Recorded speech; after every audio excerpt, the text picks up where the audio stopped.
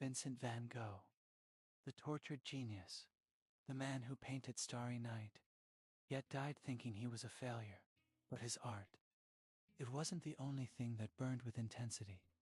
His life was a storm filled with rejection, obsession, heartbreak, and blood.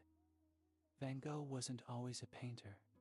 In his early years, he tried being a preacher, a teacher, even an art dealer.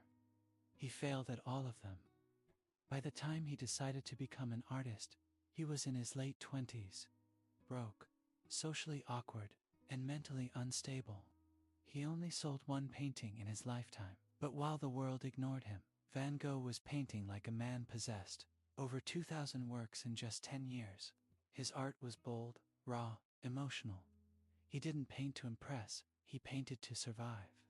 Then came Paul Gauguin. Van Gogh admired him, desperately. When they lived together in IRLs, it was supposed to be a brotherhood, but it turned toxic. Arguments, fights. Gauguin wanted freedom. Van Gogh wanted love, loyalty, something real. One night in 1888, it snapped. Van Gogh, unraveling, paranoid, furious, cut off his own ear. Not just a nick, he sliced it clean and gifted it to a woman at a brothel. The tabloids went wild. The world asked, was he mad or just misunderstood?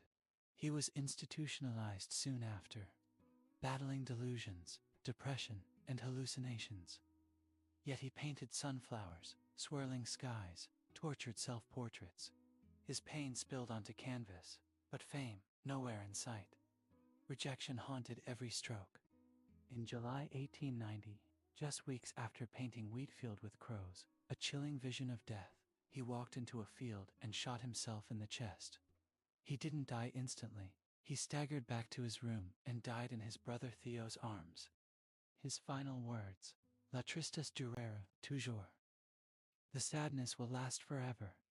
But the sadness didn't last, because now the world knows.